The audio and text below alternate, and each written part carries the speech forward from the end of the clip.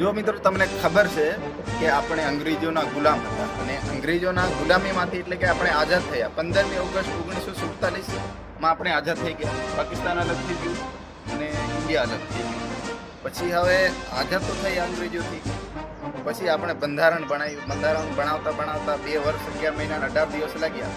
એટલે ખબર છે ને ક્યારે લાગુ પડ્યું, ક્યારે તૈયાર થયું એ તમને કહું ને તો તૈયાર 26 નવેમ્બર 1949માં તૈયાર થઈ ગયું બંધારણ.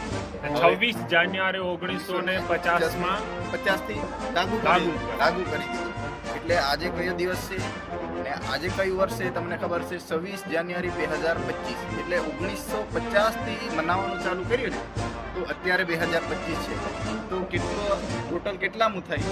આ 76મો પ્રજાસત્તાક દિવસ. 76મો પ્રજાસત્તાક દિવસ આજે મનાવવામાં આવે છે.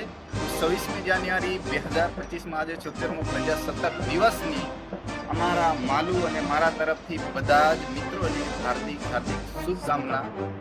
જય જવાહર, જય આદિવાસી.